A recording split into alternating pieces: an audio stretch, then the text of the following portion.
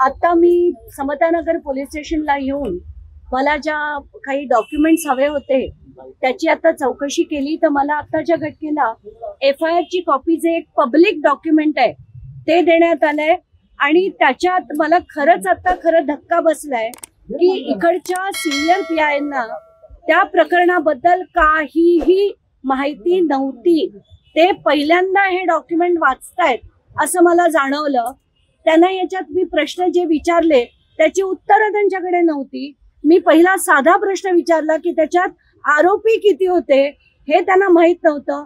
मी त्यांना सांगितलं की 32 आरोपी होते तर तेव्हा ते FIR ची कॉपी बघताय ते म्हणे नाही 32 नव्हते।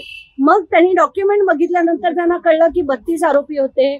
ती जी चौकशी आहे आत्ताच्या घटनेला कुठेही चाललेली नाही, कुठलीही चौकशी त्याच्यावर चालू नाहीये।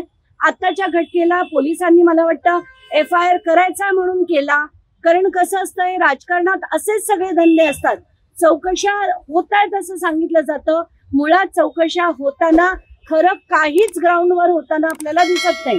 मी त्यांना विचारलं की त्या बारचे बालक जे कदम म्हणत होते की आम्ही दुसऱ्यांना चालवायला देऊन टाकलेलं होतं ते कोण होते याचं उत्तर त्यांच्याकडे नव्हतं। अग्रीमेंटची कॉपी घेतलीये का ती त्यांनी दिलेली नाहीये, दाखवा म्हणून सांगितलं ती पण नाहीये।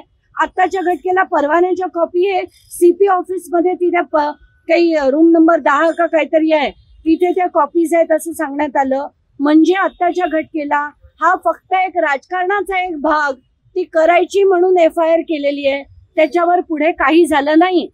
त्याच्यात 7 जणांना अटक झाली होती। ज्या दिवशी अटक झाली त्या दिवशी त्यांना बेल मिळाली असं यांनी मला सांगितलंय। बाकीच्यांना नोटिसा पाठवण्यात आल्या ते ठीक आहे, आपण समजू शकतो की कायद्याचा एक भाग आहे, पण आत्ताच्या घटनेला चौकशी होताना मला आत्ता यांच्या बोलण्यावरून तरी बिलकुल जाणवलेलं नाहीये।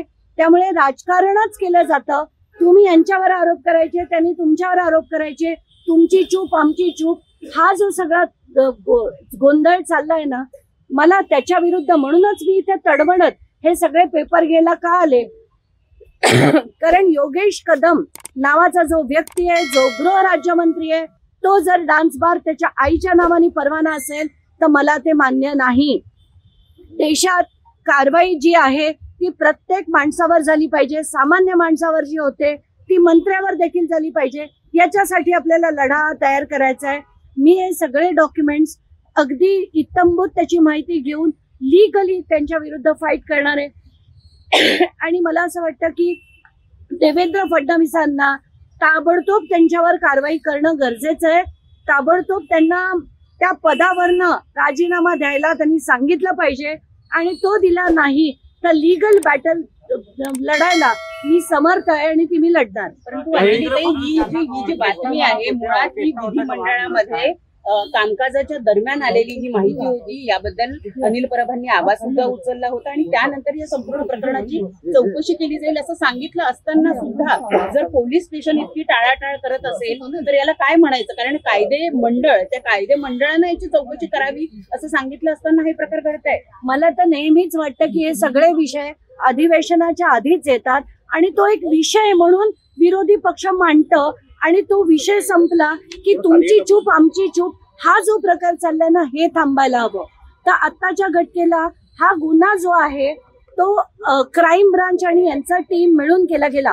खरं तर तो सावली बार पोलीस स्टेशनच्या अगदी हद्दीत आहे, त्याच्यावर आधी सुद्धा कंप्लेंट्स होत्या असं आधीचे ज्युनियर PI म्हणाले। मग जर कंप्लेंट्स होत्या तर त्याच्यावर कारवाई का झाली नाही, याच्यावर दिरंगाई का केली गेली, का हे जे सगळे जे पॉलिटिशियन्स असतात हे राजकारणी असतात त्यांचे जे बार्स असतात त्याच्यावर कारवाई होत नाही। आत्ताच्या घटनेला इतरही ते 2 असेच बार्स चालतात त्याची देखील माहिती मी घेतली आहे। तिथे सुद्धा रेड करायला मी क्राईम डिपार्टमेंटला विनंती करणार आहे, त्यांना लेखी कंप्लेंट देणार आहे की रॅन्डम चेक्स या सगळ्या गोष्टींवर झाले पाहिजेत।